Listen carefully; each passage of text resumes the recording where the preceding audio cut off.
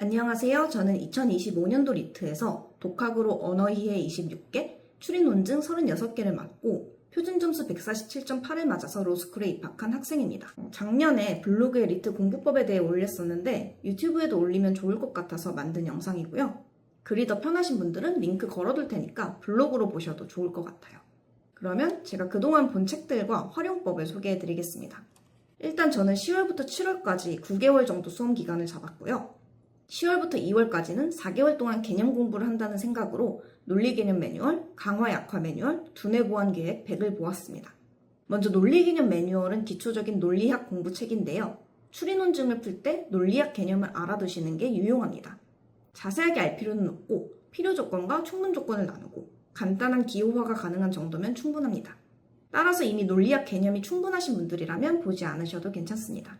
그리고 이 책은 2회독용으로 나온 책이라 2번 보셔야 합니다. 그 다음 강화약화 매뉴얼은 강화약화 문제 위주로 공부하는 책인데요. 논개매랑 세트로 보시면 좋을 것 같습니다. 전 논개매 1회독, 강약매 1회독, 논개매 2회독 순서로 했는데 순서는 중요하지 않습니다.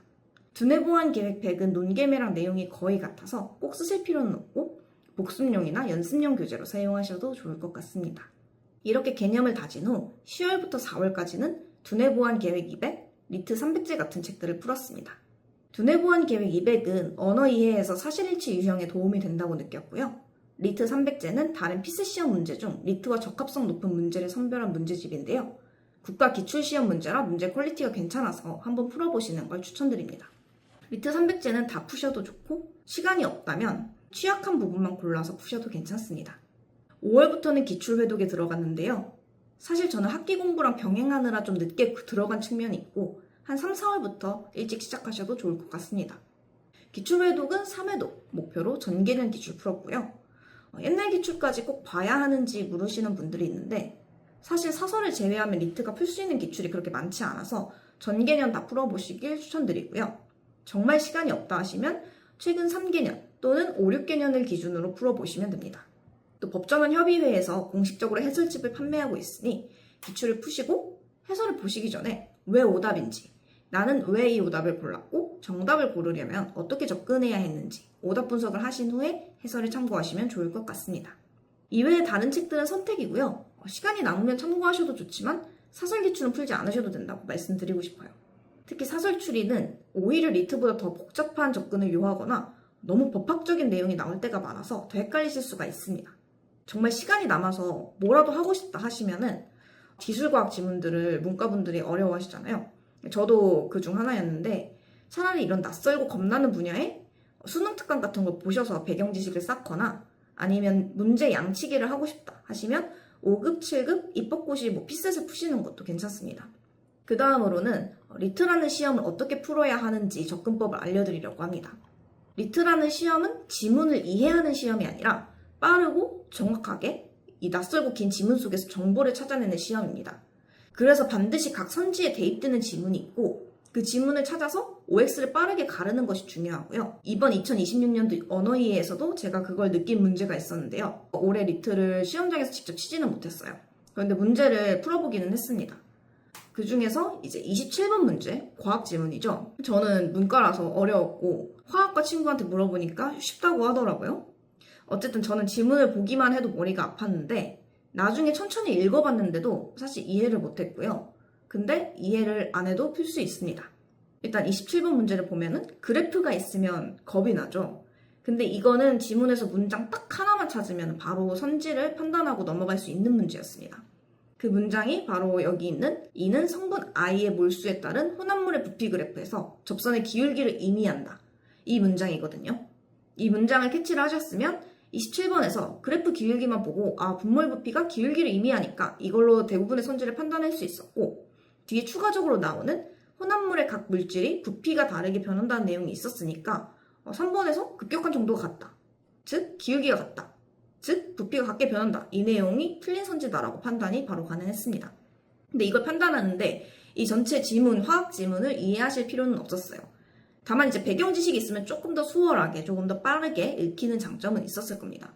그래도 그걸 위해 배경 지식을 쌓기에는 너무 많은 시간이 드니까 언어 이해든 추리 논증이든 결국 지문에 주어진 문장을 빠르게 정확하게 캐치하는 이 각각 선지와 지문을 대응시키는 훈련을 하는 것이 결국 이 리트 시험 준비라고 보시면 되겠다라고 정리할 수 있을 것 같습니다. 그 다음으로는 이제 학원에서 진행하는 전국 모의고사, 전모라고 하는 이 전모를 어떻게 활용할지 말씀드리겠습니다. 일단 전 전모는 컨디션 관리용으로만 썼고요. 점수에는 전혀 연연하지 않았습니다. 오히려 이걸로 멘탈이 흔들리면 안 보는 게 낫다고 생각합니다. 예로 저는 기출회독을 돌릴 때 리트 기출 기준으로는 한 130, 140대가 항상 나왔어요. 근데 전모는 항상 110에서 120대 점수가 나왔습니다. 이게 기출이랑 사설이랑 조금 논리가 틀려서 그런 것 같아요. 시험 직전 주까지도 저는 똑같이 110, 120대가 나왔는데 그냥 신경을 안 썼습니다. 그래서 리트 기출이 맞겠지 생각하고 전모는 아예 기출 분석, 오답 분석 아예 안 했고요. 딱 하나, 이제 전모가 각 문항 정답률이 보통 나옵니다. 근데 정답률이 막 7, 80대는 문제가 있는데 나만 틀렸다. 이러면은 이거는 왜 나만 틀렸을까? 내가 남들과 좀 다르게 생각한 게 뭐였을까? 이것만 점검했고요. 나머지는 진짜 전혀 보지 않았습니다. 그리고 안 보시는 걸 추천드립니다. 물론 이제 점수가 잘 나오시면 상관없는데 안 나오시면 안 보는 걸 추천드리고요. 그런데 왜 전국 모의고사를 그렇게 매주 봤냐? 저는 5월 말부터는 거의 매주 일요일 전모를 봤거든요. 법조도 보고 매가도 보고 하면서 거의 매주 봤습니다. 이거는 그냥 리트 보기 전에 매주 일요일마다 시험을 본다는 그 컨디션을 만들기 위해서였고요.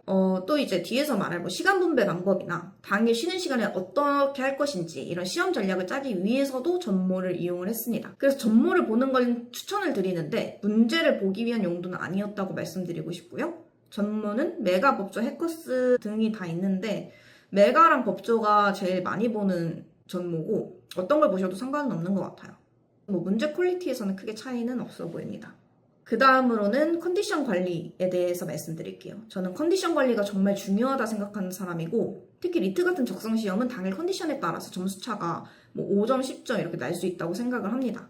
그래서 되게 철저하게 컨디션 관리를 했고 일단 시험 준비하는 동안의 컨디션 관리 말씀드릴게요. 일단 운동 꼭 했고요. 어느 시험이든 운동하는 게 학습 능력에 도움을 준다는 이런 연구 결과들이 요즘 많이 나오는 것 같아요. 그리고 꼭 학습 능력이 아니더라도 건강해야 시험을 보니까 건강을 위해서라도 수험 기간 동안 운동을 꾸준히 하시는 걸 추천드리고요. 그리고 혹시 아픈 데가 있다면 미리미리 검진 치료를 받으시고요. 저는 장이 원래 어릴 때부터 예민한 편이었어서 유산균을 계속 먹어서 리트 시험 기간에는 꽤 나아졌었어요. 그리고 이건 조금 정석적인 방법인지는 모르겠는데 그냥 저는 항상 내 뇌의 컨디션을 리트 당일날에 최대한으로 끌어올리겠다. 이런 뇌의 건강이란 측면에서 생각을 했고 그래서 최대한 핸드폰 안 쓰려고 노력했고 단톡방 같은 것도 준비 기간에 나가 있었고 시험 직전에는 거의 디지털 디톡스를 좀 했고요. 집중력 관련 책들도 보면서 좀 도움을 받았습니다. 도둑맞은 집중력 이런 책들 한번 읽어보시는 거 추천드리고요. 여름방학 하고 나서는 리트 시간에 맞춰서 매일 일어났고요. 저는 당시 기출회독이 밀려 있어가지고 하루도 안 빼놓고 매일 리트 시간 맞춰서 기출을 하나씩 풀었어요. 3주 동안. 근데 이건 솔직히 조금 빡센 방법인 것 같고 그래도 추천은 드려요. 3주 동안 매일 하루도 안 빼놓고 리트 시간 맞춰서 리트 기출을 풀어보시면 시험 당일 컨디션이 진짜 좋아지시긴 할 거예요. 근데 이렇게까지는 하지 않으셔도 그냥 여름방학 때 어느 정도는 리트 시간에 맞춰서 내가 생체 리듬을 만들어 두겠다는 생각 정도는 하시는 게 좋을 것 같습니다. 그러면 이제 진짜 시험 당일에 시간을 어떻게 분배했는지 말씀드릴게요. 언어이해 같은 경우에는 저는 한 지문, 그러니까 세 문제죠. 한 지문은 처음 파본 검사 때 제외할 걸 정해요. 고득점 노리시는 분들은 한 지문, 일반적으로는 두 지문 정도 제외하고요. 시간 안에 다 푸실 수 있는 분들은 별로 없기 때문에 내가 어떤 걸 좀 버릴지 전략을 짜셔야 합니다. 본인이 약한 지문을 제외하시면 되고요. 주로 과학기술, 경제, 그래프표 이런 문제들이죠. 이거 말고 뭐 난 다른 게 어렵다 하시면 그거를 제외하시면 됩니다. 그리고 보통 한 지문에 딸린 세 문제를 다 푸는데 저는 7분 정도를 잡았고 그러면 9지문이면 63분이죠. 언어이해가 70분이니까 저는 러프하게 1시간 동안 9지문 푼다 생각하고 딱 그 10시 되면은 하던 거 놓고 바로 마킹을 했고요. 마킹 실수하면 안 되니까 마킹 시간도 정하셔야 됩니다. 그래서 마킹하고 남은 시간에 이제 못 푼 문제를 도전.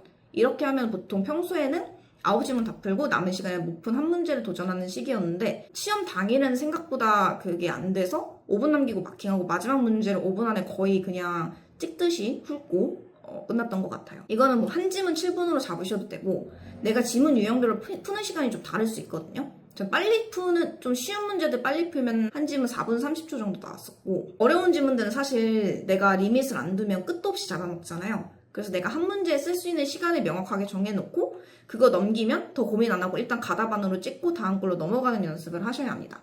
어차피 다 똑같은 한 문제거든요. 어려운 거 하나 틀리든 쉬운 거 하나 틀리든 배점이 같기 때문에 답이 안 나오면은 넘어간다는 거 꼭 생각하시고, 아무튼 지문 편차가 좀 크면 세 지문에 20분 이런 식으로 러프하게 잡으셔도 됩니다. 이거는 이제 직접 해보시면서 더 맞는 방법을 찾으시면 되고요. 추리 논증은 2시간 5분이죠. 그래서 저는 그냥 10문제 30분이라 생각하고 풀었고, 다만 제가 논리게임, 가위바위보, 승률 계산 이 문제들 있잖아요. 얘네에 좀 난이 약해서 이건 보너스 문제라 생각하고 이 4문제 제외하고 먼저 다 풀고 마지막에 시간 남으면 도전하는 느낌으로 했습니다. 근데 평소에 기출 푸실 때 아예 시간을 5분, 10분 정도 더 적게 잡고 푸시는 것도 괜찮을 것 같습니다. 그리고 언어도 추리도 풀 때 저는 옆에 짧은 메모라기도 그렇고 단어를 적으면서 읽었거든요. 그 핵심 단어 같은 걸. 그리고 중요한 문장에 밑줄 긋고 서로 대립된 단어에 동그라미랑 세모 이렇게 다르게 표시를 한다던가 이런 필기법들을 좀 썼습니다.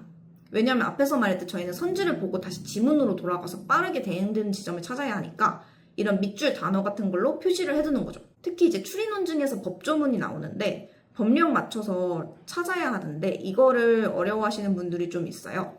이것도 각 조문 옆에 이게 원칙, 그 다음에 예외. 항상 법조문이 이런 식이거든요. 원칙이 있고 예외가 있고 예외가 있고, 그러니까 읽으실 때 아예 그 옆에 이거는 원칙이고 근데 이 키워드가 나오면 예외다. 근데 그 밑에 이게 또 나오면 이건 예외다. 이렇게 딱 보이게 먼저 적어두시고 선지에서 그 예외가 있는지를 보고 올라가서 해당하는지 아닌지 찾아서 OX 판단을 하시면 되겠죠. 그래서 시간 분배랑 푸는 법은 대충 이런 식으로 했고요. 이것도 사람마다 방법이 다 다를 수 있으니까 전국모의고사 치시면서 이런 방법 저런 방법 시도해보시고 가장 맞는 방법 하나를 정하시면 되겠습니다. 그리고 이제 블로그에서 좀 Q&A로 질문받았던 내용들이 1, 2학년인데 리트 준비 언제부터 시작해야 하는지, 1, 2학년 때는 하실 필요 없고요. 문제를 풀어보실 필요도 없고 그냥 학점관리 열심히 하시고 법학 과목 있으면 들어두시고 대외활동, 봉사활동 같은 거 챙겨두시고, 그러고도 시간 남으면 철학, 과학, 경제 이런 쪽 책 많이 읽으시고, 그래도 난 시간이 남는다 하시면은 하고 싶은 거 하시는 게 제일 좋은 것 같습니다. 교환학생 가셔도 좋고 다양한 경험을 좀 쌓으시면 좋은 것 같아요. 그러다가 3학년 때는 진리트를 한번 쳐보셔도 좋을 것 같습니다. 근데 내 점수가 너무 낮다. 보통 한 110점 정도를 기준으로 잡는 것 같은데 이 미치다 하면은 리트부터 보시기보다는 수능 고난이도 강의나 이런 걸 들어보면서 독해력 기초를 다지면 좋지 않을까 생각을 합니다. 그리고 다음 질문, 학점이 낮은데 로스쿨 입시가 가능한가? 학점이 낮으면 리트로 올리시면 됩니다. 하나가 낮으면 하나를 올리시면 되고요. 저도 학점이 별로 안 좋았었고, 근데 학점이 낮으면 아무래도 그만큼 불이익이 있죠. 낮은 만큼 높은 리트 점수로 커버하겠다 이런 생각으로 준비를 하셔야 될 것 같습니다. 혹시 자격이 있다거나 약사, 의사 이런 자격사이신 분들은 또 상황이 좀 다를 수 있겠죠. 그리고 리트 스터디. 저는 스터디를 별로 추천드리진 않아요. 그냥 나 혼자 문제 보고 왜 틀렸을까? 내 사고가 뭐가 잘못됐을까? 교정하는 시간이 필요하지?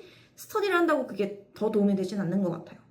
근데 리트 공부가 그 로입에 관심 없으신 분들은 또 이해하기 어려운 시험이라 같은 수험생분들과 좀 공감도 하고 으쌰으쌰 멘탈 관리도 하고 힘도 내고, 특히 생활습관, 공부 습관 잡는 용으로 쓰겠다 하시면은 그건 괜찮은 것 같습니다. 그리고 독서, 배경 지식 안 하셔도 됩니다. 앞에서도 얘기했지만 하면 도움은 돼요. 도움은 되는데 저도 추리 한 문제는 사실 배경 지식으로 맞춘 문제도 있었고요.